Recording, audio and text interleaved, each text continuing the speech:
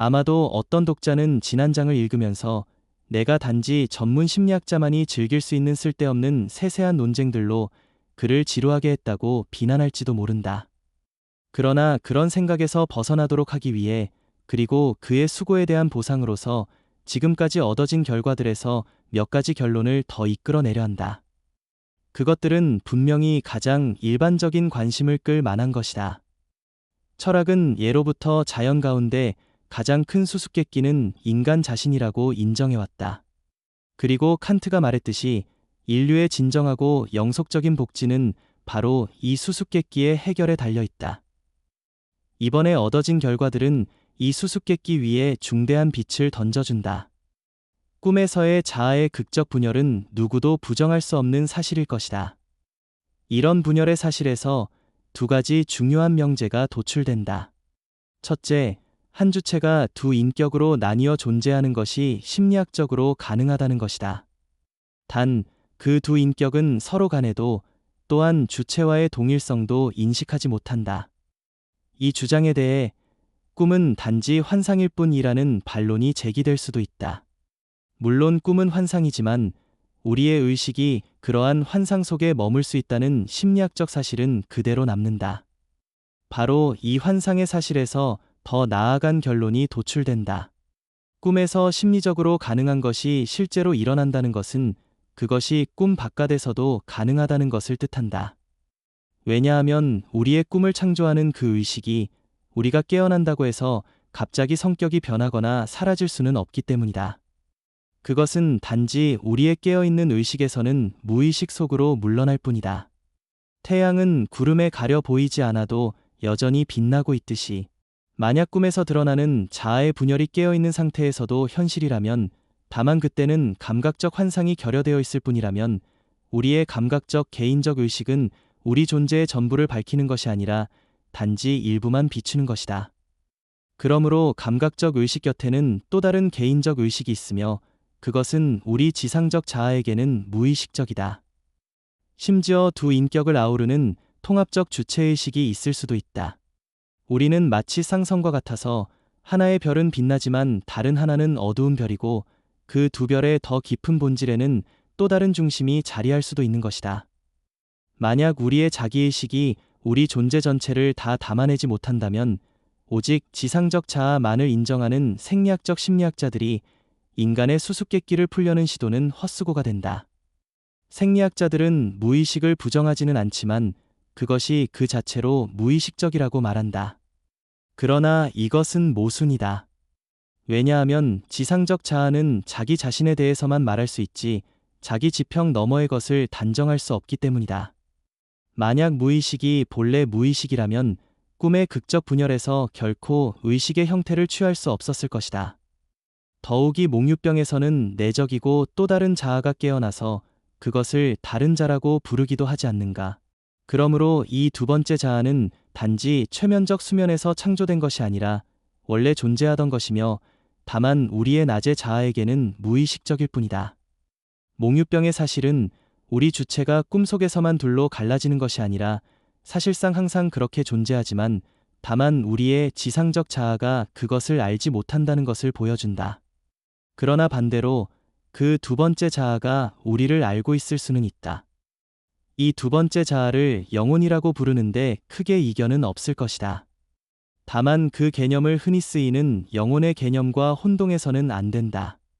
흔히들 감각적 의식과 영혼을 동일시하면서 우리의 지상적 자아의 불멸성을 주장하는데 사실 그것은 별가치 없는 것이며 오히려 물질주의적 설명에 내주어도 무방하다. 왜냐하면 그것으로 설명되는 것은 단지 하나의 인격에 불과하지 진정한 두 번째 자아, 즉 주체 전체가 아니기 때문이다. 오늘날 영혼이라는 개념은 신화적이라며 배제되고 영혼 없는 심리학이 강의되고 있다. 그러나 꿈에 대한 편견 없는 연구는 영혼의 개념이 반드시 더 높은 형태로 되살아나야 함을 보여준다. 그것은 육체와 전적으로 대립하는 것으로서가 아니라 오히려 육체와 동일한 것으로서, 그러나 동일함의 방식은 마치 꿈속에서 서로 다른 인물들이 결국 한 주체 안에 있듯이 이해되어야 한다. 생리학자들이 영혼을 거부하는 이유는 인간을 통일적으로 설명하고 싶어서인데 이는 타당하다. 그러나 진정한 통일성은 꿈속 인물들이 결국 하나의 주체를 공유하듯, 그리고 상성이 하나의 중력 중심을 공유하듯 의식과 무의식이 함께 하나의 중심을 이룬다는 일원론적 영혼론에 있다. 꿈속에서 나타나는 자아의 극적 분열이라는 사실에서 논리적 기결로 다음이 도출된다. 미래의 학문은 영혼이라는 개념을 포기하기는커녕 오히려 더 강하게 요청받을 것이며, 지상적 자아와 영혼에 더하여 제3의 것으로서 정신, 곧 통합적 주체의식을 세워야 한다는 점이다. 비록 이 세 번째 것이 오늘날에는 아직 증명될 수 없다 하더라도 우리는 이미 꿈의 분열 행위에서 끌어낸 첫 번째 기결을 통해 오직 여기서 제시된 길을 따라가야만 인간의 수수께끼를 풀 수 있다는 것이 드러났다. 이제 두 번째 기결로 넘어가 보자. 둘째, 하나의 동일한 주체 안에 있는 두 인격이 서로 교류할 수 있다는 것은 심리적으로 가능하다. 다만 그 둘이 서로의 동일성을 인식하지 못하는 것이다. 이것은 꿈에서 나타나는 사실인데, 꿈이 환상이라는 반론으로 이 심리학적 사실이 무너지는 것은 아니다. 꿈은 환상일 수 있으나 환상의 사실이 결코 환상적인 사실은 아니다. 꿈속에서 두 인격이 서로를 낯선 자처럼 대할 수 있다면 깨어있는 상태에서도 그 가능성은 여전히 존재한다. 즉, 우리의 두 번째 자아가 우리와 교류하면서도 우리가 그것을 우리 자신으로 알아보지 못할 수 있는 것이다. 오래된 논리 규칙에 따르면 설명 원칙을 불필요하게 늘려서는 안 된다. 따라서 우리는 꿈의 극적 분열이라는 원리를 가능한 한 붙잡아야 하며 그것으로 현상들을 설명할 수 있는 한 그렇게 해야 한다. 특히 우리가 아직 수면 상태 안에서 논하고 있는 동안에는 더욱 그렇다. 그러므로 몽유병자들의 안내자나 수호령 같은 존재들은 다른 특징을 드러내지 않는 한 단순히 주관적 환영으로 간주해야 한다. 또는 만약 그들이 단순한 꿈의 형상에서는 볼 수 없는 특징들을 보인다면 그것은 인간의 이중적 본성에서 비롯된 것으로 해석해야 한다. 반대로 이른바 수호령들이 실제로 제3의 독립된 인격이라고 주장되는 경우는 그것들이 인간의 이중적 본성으로도 도저히 설명할 수 없는 특징을 보일 때에만 받아들일 수 있다. 그러나 우리는 아직 두 번째 자아의 능력을 알지 못하기 때문에 그로부터 무엇이 설명될 수 있고 무엇이 설명될 수 없는지는 확언하기 어렵다. 만약 시인 타소가 그의 환영들에 대해 그것들이 자신의 상상에서 비롯될 수 없다고 말한 것은 그 환영들로부터 들은 것이 자신의 지식을 넘어섰기 때문이라고 주장했다면 그는 부분적으로 옳았다. 그러나 그렇다고 해서 그것들이 외부의 다른 인격이 그를 영감으로 이끌었다는 뜻은 아니다. 여전히 그의 이중적 본성, 즉 동일한 주체 안에서 두 인격이 극적으로 상호작용했다는 설명이 가능하기 때문이다. 순전히 주관적인 환상은 흔히 꿈의 분열 속에서 일어난다. 예컨대 이미 다룬 시험 꿈의 경우가 그러하다. 내가 대답을 찾지 못했지만 이웃 학생이 그것을 말해주는 경우다. 이것은 단지 극화된 기억일 뿐이다. 그러므로 이 경우에는 한 인격이 몰랐던 것을 다른 인격이 새롭게 알려주었다고 말할 수는 없다. 단지 처음에는 몰랐지만 나중에는 떠올랐을 뿐이다. 그러나 만약 여기에 또 다른 특징이 덧붙여져 내가 전에는 의식 속에 전혀 없었던 답을 받게 되고 심지어 그것이 나 자신의 능력을 넘어선 지식을 보여준다면 우리는 이 현상을 단순한 기억으로 설명할 수 없게 된다. 이 경우에는 수면 속에서 심리물리적 문턱이 이동함으로써 나의 무의식의 일부가 의식적인 자아로 흘러들어왔다는 설명을 해야 할 것이다. 이런 문턱의 이동은 마치 새로운 감각이 더해진 것이나 기존 감각의 예민화와 같다. 따라서 이로부터 새로운 지식이 생겨나는 것도 충분히 가능하다. 몽유병에서는 이런 경우가 자주 나타난다. 예를 들어 리하르트 괴르비츠는 자기적 수면 상태에서 놀라운 능력을 보였는데 그는 그것들을 항상 극적으로 어떤 작은 검은 남자에게 귀속시켰다.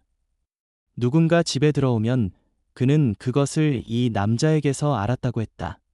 약의 효능을 알게 되면 그것 역시 이 남자가 추천해 주었다고 했다. 그러나 만약 그가 무언가를 알지 못할 때는 이 남자의 즉 그의 두 번째 자아 이가 떠나 있었다고 말했다. 그가 하는 말에서 드러난 것은 그의 심리 물리적 문턱이 오락가락하며 변하고 있다는 사실이었다. 그는 심지어 그 남자가 기분이 좋을 때만 가르쳐 준다고 했다. 이처럼 꿈속 자아의 극적 분열에서 심리학과 형이상학을 위한 두 가지 기결이 도출되는데 그것들은 실로 풍요롭다.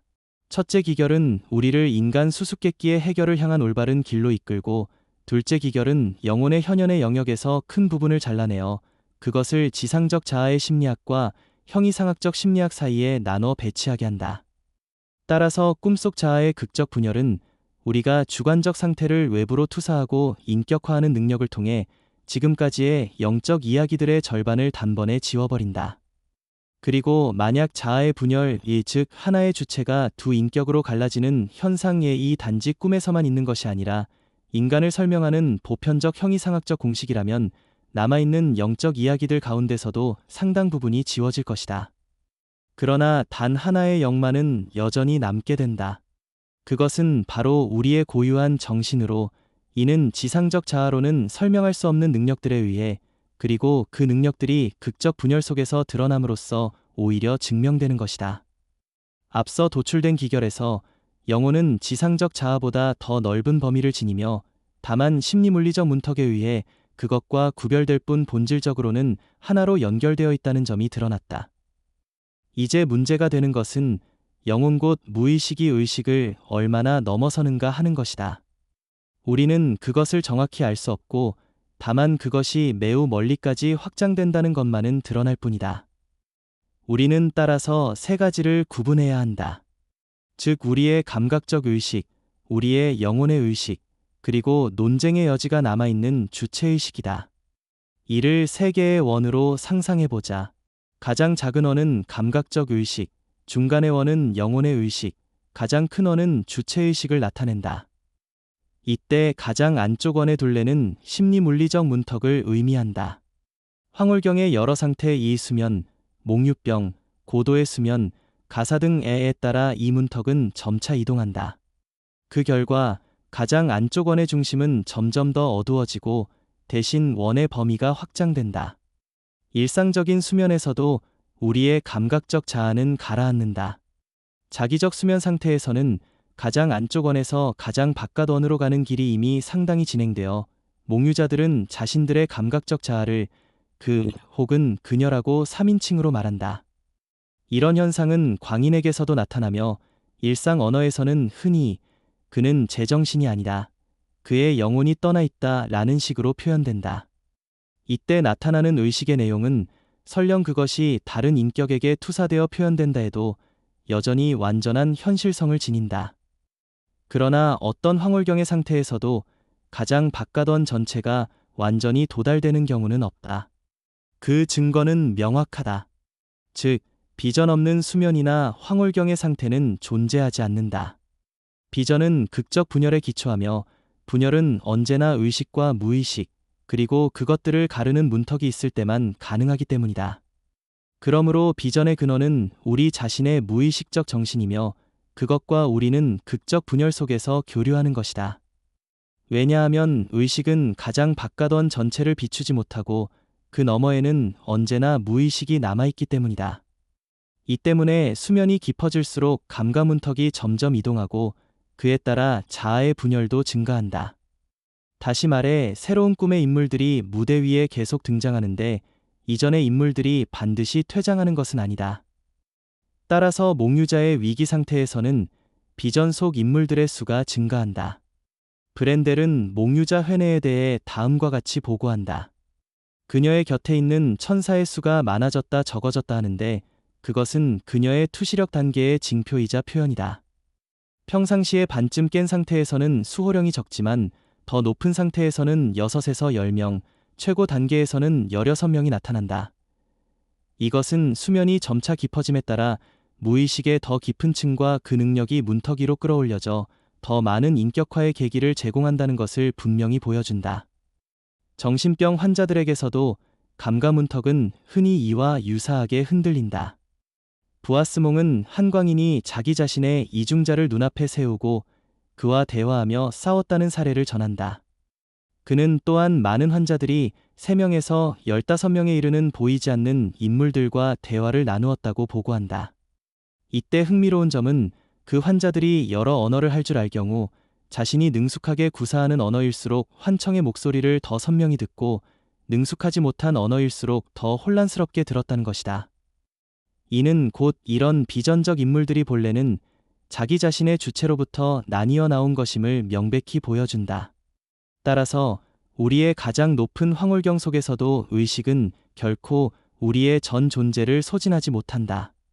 언제나 측량 불가능한 무의식의 저수지가 남아있어 그것은 새로운 분열을 낳을 수 있다. 이 때문에 인간은 심연적 깊이를 지닌 존재로 나타나며 그의 뿌리는 형이상학적 영역까지 뻗어 있다. 그러나 이 영역은 그의 감각적 의식에는 영원히 닫혀 있을지도 모른다. 왜냐하면 심리물리적 문턱이 이 영역까지 전진할 수 있는 상태는 인간에게 허용되지 않았기 때문이다. 만약 누군가가 비전을 극적 분열 없이 설명하고 그것들의 현실성을 부여한다면 그는 필연적으로 인간을 두 세계에 걸친 이중 존재로 보아야 할 것이다. 즉, 한 발은 지상에 다른 발은 영적 영역에 두고 그들과 교류하는 존재라고 설명해야 할 것이다.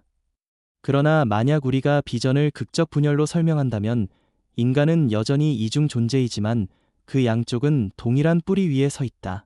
그리고 설령 우리가 이런 비전들을 통해 자기의식의 문턱 너머에 있는 우리 존재의 한 측면에 대해 아주 작은 단편적 지식만 얻는다 하더라도 바로 여기서 초월적 심리학이라는 문제가 주어진다. 그것은 언젠가 미래의 학문이 일언론과 보편적 법칙성으로부터 물러서지 않으면서도 반드시 다루어야 할 과제가 될 것이다. 그러므로 인간의 이중적 본성은 어떤 경우에도 부정될 수 없는 확고한 사실로 남는다. 황홀경 속에서 본 비전을 초월적 존재로 보든 단지 우리 자신의 극적으로 형상화된 초월적 본성으로 보든 마찬가지이다. 따라서 인간의 이중적 본성이라는 점 위에서 영혼을 믿는 자와 효이론자들조차도 화해하며 손을 맞잡을 수 있다.